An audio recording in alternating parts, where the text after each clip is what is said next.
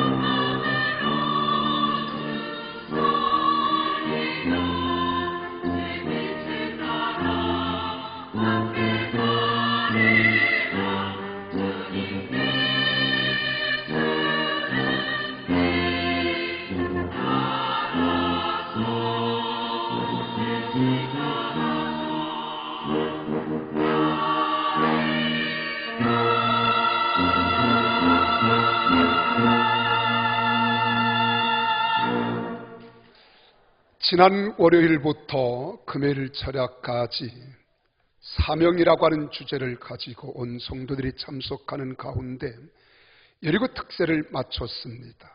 오늘 저는 여러분들에게 오늘 봉독해드린 귀한 말씀을 가지고 따라합시다. 주 안에 거하는 자.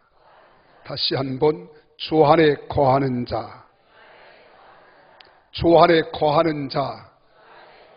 이 말씀의 은혜를 나누겠습니다.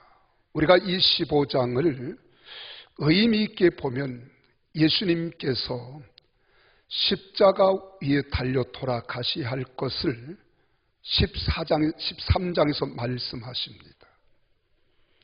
그리고 14장에 들어와서 제자들이 너희는 염려하지 말라는 거예요.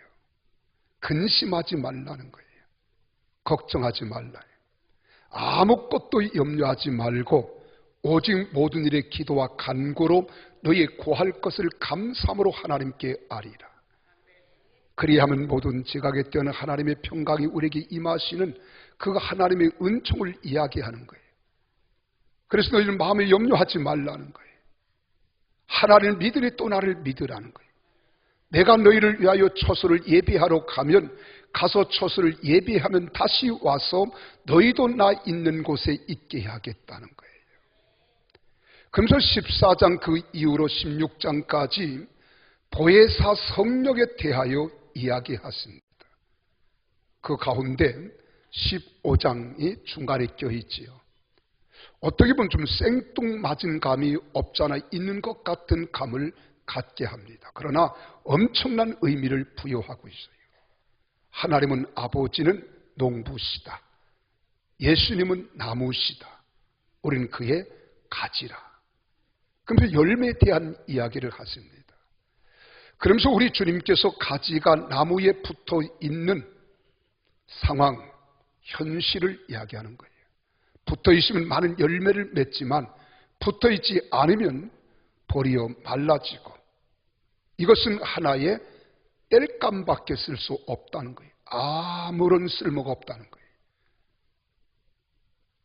그런데 오늘 이 말씀을 가지고 나는 여러분들이 7절에 기록된 말씀 이 중심으로 따라합시다. 다시 한번 주 안에 거하는 자. 자, 그럼 15장 4절을 우리 같이 한번 읽어보실까요? 4절을 함께 읽는 시작. 내 안에 거하라. 나도 너희 안에 거하리라. 여기서 보세요.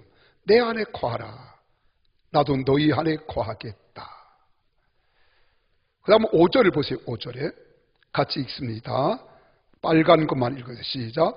그가 내 안에 내가 그 안에 거하면 사람이 열매를 많이 맺나니. 우리가 주님 안에 거하면 열매를 많이 맺는다. 주님 안에 거하는 자는 반드시 열매를 맺되 많이 맺겠다. 오늘 본문 7절에서는 뭐라고 말씀했어요? 너희가 내 안에 거하고 내 말이 너희 안에 거하면 무엇이든지 원하는 대로 구하라. 그리하면 이루리라. 말씀하는 거예요. 바로 지금 내 안에 거하라는 말씀입니다. 우리가 예수 그리스도 안에, 다시 말하면 주 안에 거한다 라고 하는 말은 대단히 중요한 거예요. 우리가 주님 안에 거하는 자는 하나님께서 그들에게 베풀어 주신 은혜가 있습니다. 은총이 있습니다. 복이 있습니다. 그래서 마태복음 11장 28절에서 보면 수고하고 무거운 짐진 자들아 다 내게로 오라. 내가 너희를 쉬게 하리라. 그렇습니다. 험한 세상 지치고 피곤하여 세상에서 상처받은 우리 영혼이 쉴 만한 진정한 안식처는 오로지 주님 품밖에는 없습니다. 그렇다면 주 안에 거하는 자라는 것은 구체적으로 어떤 것일까요? 오늘 이 말씀 전체의 앞뒤 문장의 흐름을 보면은 주님의 말씀의 계명을 지키는 자는 이런 말입니다. 주님의 거하는 자라고 하는 말은 주님의 말씀의 계명을 지키는 자 이 말이에요. 따라합시다. 주님 안에 거하는 자는 주님의 말씀을 계명을 지키는 자, 이 말입니다. 그러니까 주 안에 거하는 자는 다른 말로 주님의 말씀의 계명을 지키는 자다, 이렇게 보시면 돼요. 우리 10절 말씀을 같이 한번 읽어보실까요? 10절 읽습니다. 시작. 내가 아버지의 계명을 지켜 그의 사랑 안에 거하는 것 같이 너희도 내 계명을 지키면 내 사랑 안에 거하리라. 우리가 사랑 안에 거한다. 하나님은 사랑이시잖아요. 사랑이신 하나님 안에 거하는 자는 어떤 사람이냐? 계명을 지키는 자, 계명을 따라 사는 자, 이 말입니다. 그리고 계명이란 뭐예요? 예수님은 사랑의 실천이라고 말합니다. 그래서 우리 예수님께서는 구약의 10계명을 말씀하지 아니하시고 내가 새 계명을 너에게 주노니 위로는 하나님을 사랑하라는 거예요. 둘째로는 내 이웃을 내 몸같이 사랑하라는 거예요. 아멘 좀 하소. 믿습니까? 그러니까 이 계명이란 예수님은 사랑의 실천이다, 이렇게 말해요. 사랑의 실천. 사랑을 실천하는 자가 계명을 지키는 자요, 계명을 지키는 자는 사랑을 실천하는 자다. 자, 그러면 12절 말씀을 같이 또 한번 읽습니다. 12절 시작. 내 계명은 곧 내가 너희를 사랑한 것 같이 너희도 서로 사랑하라 하는 이것이니라. 서로 사랑하라는 거예요. 그러면 우리가 어떻게 사랑하는 것입니까? 여러분, 우리는 사랑이라는 말을 나는 그렇게 말하고 싶습니다. 바울 사도는 사랑은 오래 참고 사랑은 온유하며 이렇게 사랑에 대하여 고린도전서 13장에 사랑장을 통해서 사랑을 정의하고 있지만 이걸 함축하면 좀 어렵게 생각할지 몰라도 나는 이렇게 생각해요. 진리의 문제가 아니라면 상대방의 모습을 그대로 인정하고 이해할 수 있어서 용납하고 용서하며 가슴에 품는 것이다. 아멘. 이게 사랑이에요. 여러분, 우리는 그러므로 원수까지도 사랑할 수 있는 이 행동, 표현, 삶은 우리 힘으로 되는 게 아니에요. 하나님이 할 수 있도록 우리에게 힘을 주셔야 된다, 이 말이에요. 이것이 바로 오늘 요한복음 15장 내용 전체에 흐르는 속의 흐름입니다. 나무에 붙어 있는 것은 그늘인 뿌리로부터 진액을 빨아 올립니다. 영양분을 뽑아 올립니다. 그리고 나무의 줄기 사이에 진액을 보내주면 그 진액을 받는 것이 가지예요. 이것은 오늘 무엇과 같으냐? 성령님과 같은 거예요. 하나님께서 예수 이름으로 보내주신 보혜사 성령, 그가 오셔야 우리가 모든 것들이 가능한 거예요.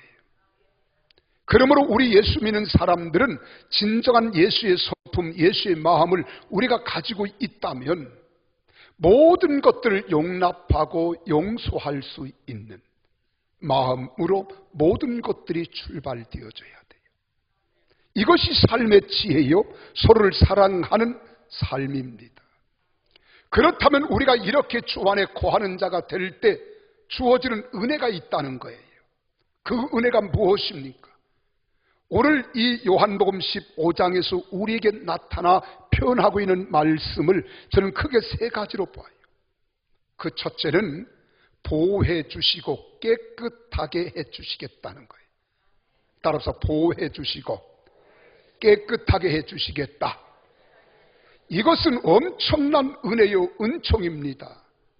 주님은 밤에도 주무시도 아니하시고 낮에도 졸지 아니하시고 우리를 고와 같이 버려두지 아니하시며 과부와 같이 버려두지 아니하시고 밤낮을 가리지 아니하시고 우리의 피난처가 되시고 우리의 산성이 되시며 우리의 요새가 되시고 피할 바위가 되시고 우리의 그늘이 되어주시어서 여러분들을 보호해 주실 뿐만 아니라 깨끗하게 해 주시겠다는 거예요. 이게 하나님의 은혜인데 이런 은혜를 망각하며 살아간다는 겁니다. 2절 말씀을 같이 한번 보실까요? 2절을 읽습니다. 시작. 물은 내게 붙어 있어 열매를 맺지 아니하는 가지는 아버지께서 그것을 제거해 버리시고, 무릇 열매를 맺는 가지는 더 열매를 맺게 하려 하여 그것을 깨끗하게 하시느니라. 믿으시면 아멘. 자, 여기서 열매는 뭐예요? 서로 사랑하라 하신 사랑의 실천을 이야기하는 겁니다. 이 열매는 하나님께서 성도들에게 기대하시는 열매예요. 이렇게 우리가 열매를 맺으면 농부 되신 하나님께서 기뻐하시며 우리를 보호해 주신다는 것을 약속하고 있는 겁니다. 그러므로 한마디로 주 안에 거하는 것은 계명을 지키는 것이고, 계명을 지키는 것은 사랑을 실천하는 것이다.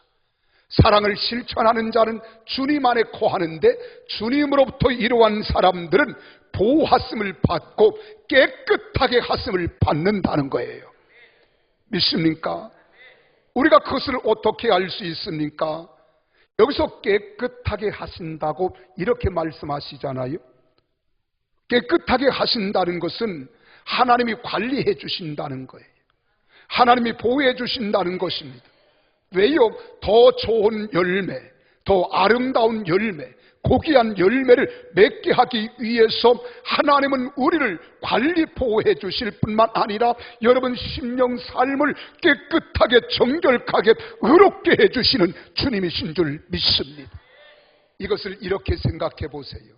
마치 농부가 포도나무에 묵은 껍질을 벗겨주고 벌레를 잡아주듯이 관리하고 보호해 주셔서 깨끗하게 해 주셔야 더 많은 열매를 맺을 수 있고 건실한 열매로 농부의 마음을 기쁘게 할 수 있는 것과 같은 것입니다. 그러므로 우리는 서로 사랑하는 것이 주 안에 거하는 것이며, 그리할 때 하나님의 보호하심과 깨끗하게 인도하심을 받고 정결함을 받을 줄로 믿습니다. 나는 여러분 일생을 살아가면서 하나님이 보호하시는 은총이 임하기를 바랍니다.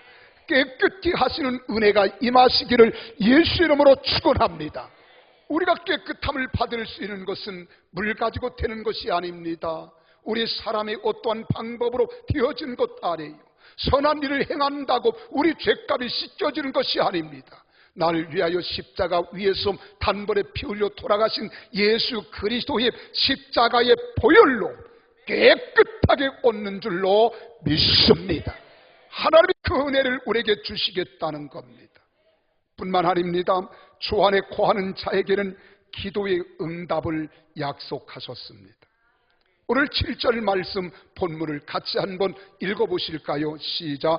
내 안에, 너희가 내 안에 거하고 내 말이 너희 안에 거하면 무엇이든지 원하는 대로 구하라. 그리하면 이루리라. 이때는 아멘 소리가 우레같이 나와야 돼요. 여러분, 아멘이라고 하는 말은 나로 하여금 긍정적이고 적극적인 사고로 바꾸어주는 은혜가 있어요.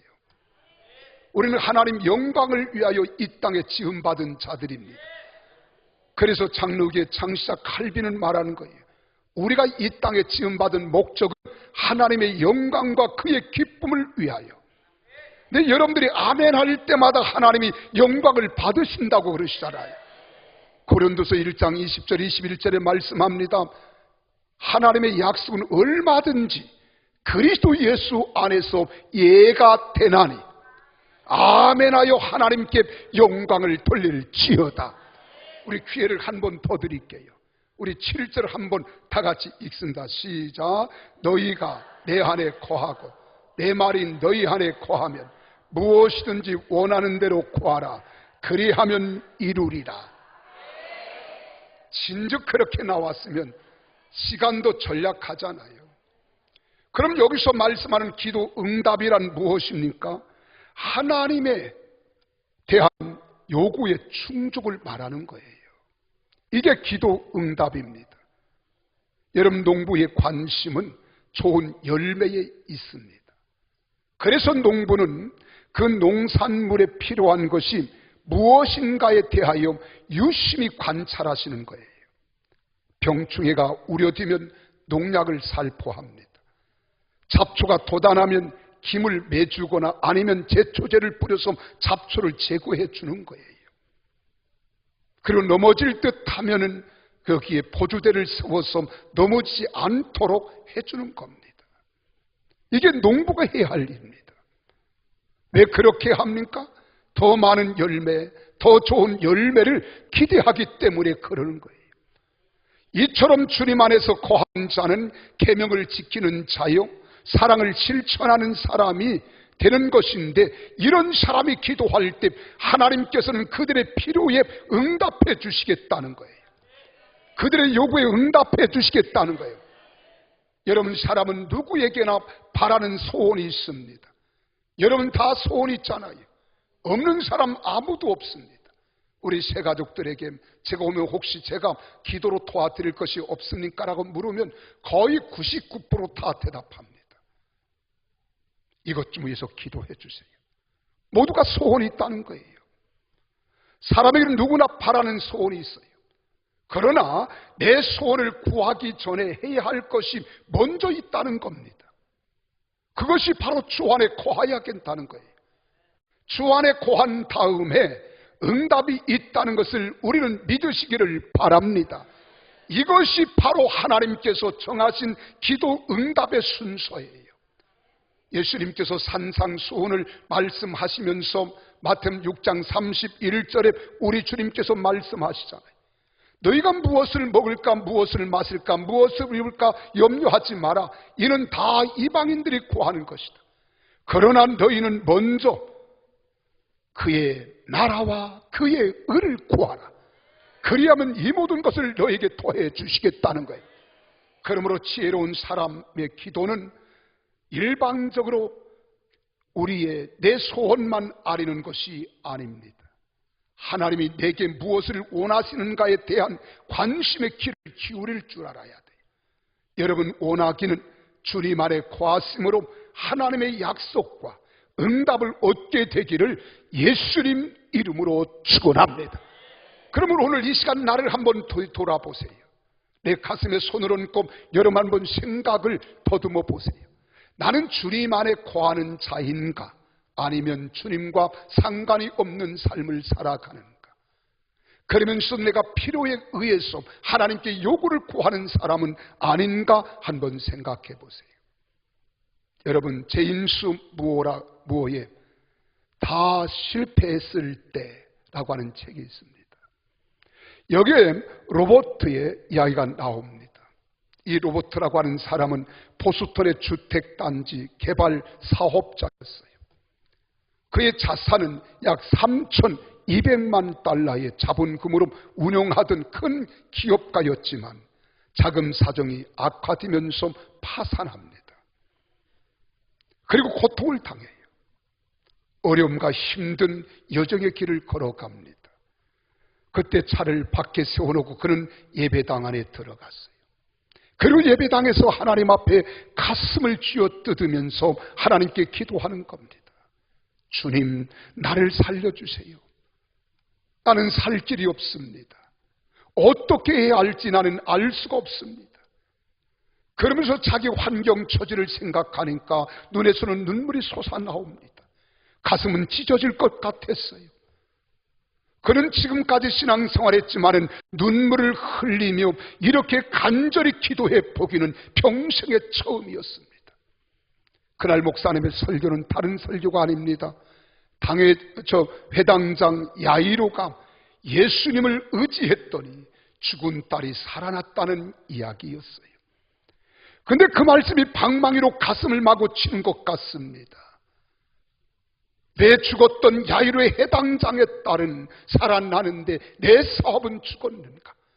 예수님과 함께하지 않았기 때문에 죽었구나, 이걸 깨닫는 거예요. 그리고 예수님과 같이 한 야이로는 죽은 딸이 살아났는데 나의 사업체는 왜 이렇게 죽어가는가?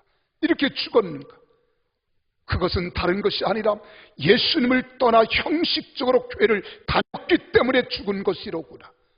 이것을 깨닫고 로버트는 그날 설교를 들으면서 자신의 문제를 깨닫습니다. 그 문제라고 하는 것은 자금도 아니고 은행도 아니었습니다. 가지인 자신이 포도나무 되시는 예수님께 붙어있지 못했기 때문이라는 사실을 깨달아요. 그리고 하나님 아버지 앞에 나의 마음을 다하고 뜻을 다하고 정성을 다하여 내가 살아도 주를 위하여 살고 죽어도 주를 위하여 죽나니 고백하던 바울처럼 오직 주님 뜻대로 주님 안에 딱 붙어 살아갈 때 그의 사업이 다시 일어나기 시작합니다. 회복되기 시작했습니다. 그리고 그의 직원 50명 이상을 거느리면서 경하는 사업자로 그가 회복됩니다. 결국 문제는 환경에 있는 것이 아니었습니다. 예수님과의 관계감, 근원적인 문제였습니다. 포도나무이신 예수님에게 붙어 있어야 승리하는 삶을 산다는 사실을 깨달은 거예요. 오늘 사랑하는 여러분, 그렇습니다. 우리가 주 안에 거한다고 하는 것은 계명을 지키는 것이고, 계명을 지키는 자는 사랑을 실천하는 자인데, 나는 여러분 모두가 주님 안에 거하는 자로서의 삶을 살아가는 성도들이 다 되시기를 예수님 이름으로 축원합니다. 그렇게 되기를 원하시면 아멘 하십시오.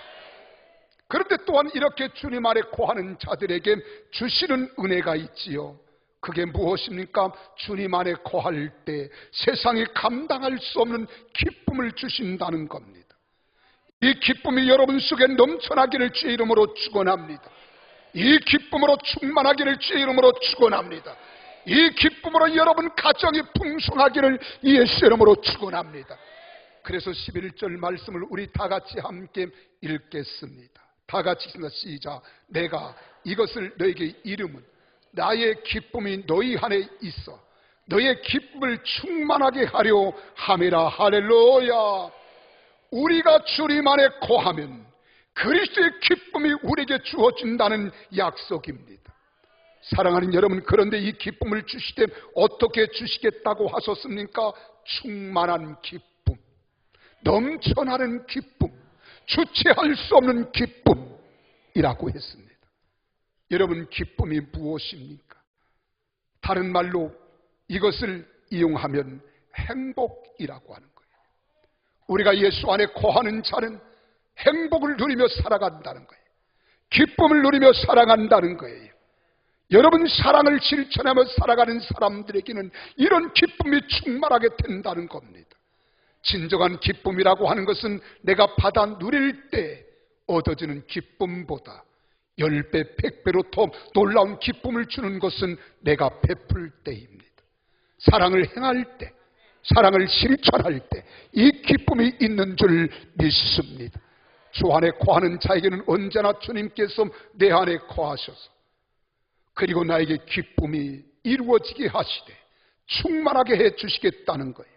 주님께서 내 안에 계시면 성령께서 주시는 이 기쁨이 여러분 속에 넘쳐날 줄로 믿습니다. 또한 주 안에 거하는 자에게는 영혼 구원에 대한 감격의 기쁨이 있습니다. 그리고 주 안에 거하는 자에게는 하나님께서 보호하시고 지켜주심을 알기에 하나님 사랑에서 오는 넘치는 기쁨이 있습니다. 또 주 안에서 기도 응답의 기쁨이 있습니다. 할렐루야. 이러한 기쁨은 세상에서 주는 그 어떠한 기쁨보다 비교할 수가 없는 큰 기쁨, 넘쳐나는 기쁨, 감격인 줄로 믿습니다.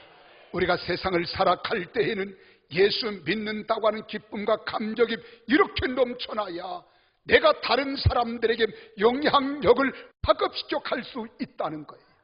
주 안에서 기뻐하는 나에게 주신 그 기쁨을 통하여 우리 가족 모두가 기뻐하고 하나님께서 우리에게 주신 이 기쁨과 감격을 통하여 우리 교회가 넘쳐나는 기쁨과 감격 속에 충만하기를 바랍니다. 이러한 성도들로 하여금 세상이 변화되는 거예요. 세상이 거듭나는 거예요. 바뀌어지는 거예요. 이런 주역들이 다 되시기를 예수님 이름으로 축복합니다. 그런데 우리는 그 사랑의 기쁨, 이 감격의 기쁨을 어디서 찾으려고 합니까? 세상의 명예, 세상의 출세, 세상의 권력, 세상에 보장하는 신분, 우린 물질, 건강라고 말합니다. 그러나 건강을 잃어버린 사람들이 행복하게 사는 사람 얼마든지 많습니다. 내가 부족한 것 같지만은 부족함 속에서도 넘쳐나는 기쁨을 누리며 살아가는 사람들이 있다는 거예요. 나는 이런 기쁨과 감격이 여러분 속에 넘쳐나게 하시되, 이건 내가 얻어질 때 주어지는 것이 아니라 베풀 때, 사랑할 때 주어지는 하나님의 은혜입니다. 여러분, 아메리카 신대륙을 발견했던 크리스토퍼 콜럼버스라고 하는 사람을 여러분 기억하십시오. 이 콜럼버스는 신대륙을 발견한 것은 여러분 새로운 세계를 찾기 위해서가 아니었어요. 황금을 취하기 위하여, 황금을 얻기 위하여 노력한 결과 그는 아메리카 신대륙을 그가 발견합니다. 그런데 그의 부모님이 지어준 이름은 그와 상관이 없었어요. 황금과 전혀 다른 의미를 담고 있는 크리스토퍼입니다. 크리스토퍼. 이 말은 그리스도를 마음속에 간직하고 사는 사람이라는 뜻입니다. 그러나 그는 그리스도 밖에서 행복을 찾고자 했습니다. 황금에 대한 욕망으로 가득했습니다. 그러던 어느 날 콜럼버스는 진정한 그리스도인인가 하는 생각을 가졌어요. 나는 그리스도인으로 살아가고 있는가? 아니면 황금을 쫓는 인생으로 살아가고 있는가? 자기를 돌이켜 보니까 아메리카 신대륙을 발견한 엄청난 발견이 있음에도 불구하고 그 순간뿐이었지 이 기쁨이 넘쳐나지를 않았어요. 그때 그는 이렇게 갈등합니다. 나는 진정한 그리스도인이 될 것인가? 아니면 황금을 쫓는 인생으로 살 것인가? 번민하다가 이러한 갈등에서 해답을 얻기 위하여 간절한 마음으로 하나님께 기도합니다. 기도하는 가운데 그의 결정이 나타납니다. 그리고 이렇게 다짐했어요. 결심했습니다. 이제부터는 부모님이 지어주신 이름에 걸맞게 살자 하는 거예요. 그때부터 콜럼버스는 주 안에서 전혀 새로운 삶을 살았습니다. 그리고 멋진 인생을 장식하는 거예요. 그리고 세상을 떠나기 전에 수많은 사람들 앞에 그는 이렇게 고백했습니다. 나는 진실한 마음으로 주님을 섬기며 살아온 14년 동안만 크리스토퍼 콜럼버스였다. 그 기간이 내 일생 중 가장 행복하고 보람있는 세월이었더라고 그는 고백했습니다. 사랑하는 여러분, 우리 하나님께서는 지금도 저와 여러분 모두가 행복하게 살아가기를 원하고 계십니다. 그리고 이를 위해서 주 안에 거하라고 말씀하는 거예요. 물론 우리가 계명을 지키며 주 안에 살아간다는 것이 쉽고 단순한 것은 아니라는 사실을 우린 너무나도 잘 알고 우린 깊이 깨닫고 있습니다. 그 길은 넓은 길보다는 이 길은 좁은 길입니다. 길이 좁아서 다른 사람들과 함께 가지 못해서 쓸쓸할 때도 있습니다. 외로울 때도 있습니다. 그리고 길이 좁음으로 많은 것을 가져가지 못하여 버려야 하고 짐을 단순하게 해야 할 때도 없잖아 있습니다. 뿐만 아니라 이 길은 가시밭길이라서 때로는 이 사람 저 사람에게 찔려 마음의 깊은 상처도 받을 때가 있습니다. 내게 주어진 사명을 감당하게 하려 하실 때 힘이 들고 어려울 수도 있습니다. 그래서 이 길을 우리는 한마디로 십자가의 길이라고 말합니다. 그러나 나 혼자 십자가를 지는 것이 아니라 우리 주 예수 그리스도께서 성령님을 보내주시어서 감당할 능력도 우리에게 주시는 줄로 믿으시기를 바랍니다. 그러므로 우리가 주님 안에 거할 때 주어지는 약속은 너무나 귀한 것들입니다. 말로 다 표현할 수 없는 것들이에요. 이런 은총과 은혜가 여러분 삶에 넘쳐나기를 주님의 이름으로 축복합니다. 바로 하나님의 크신 은총과 은혜를 통하여 보호하심을 받을 수 있습니다. 우리가 하나님 나라에 들어가기에 부족함이 없는 깨끗하고 정결한 마음을 하나님이 허락해 주실 줄 믿으시기를 바랍니다. 이 세상을 살아가는 동안에 여러분들이 필요한 것들을 응답해 주시는 거예요. 이 세상에서 얻어지는 기쁨과 비교할 수 없는 기쁨을 우리는 얻습니다. 할렐루야. 우리가 그토록 원하는 행복한 삶은 먼 곳에 있는 것이 아니라 바로 우리가 주님 안에 거하는 자가 될 때에 주어지는 은혜요, 은총이요, 축복이요, 선물인 것을 믿으시기를 바랍니다. 그러므로 우리 모두가 사랑의 계명을 지키면서 언제나 주님 안에 거하는 자가 되시기를 바랍니다.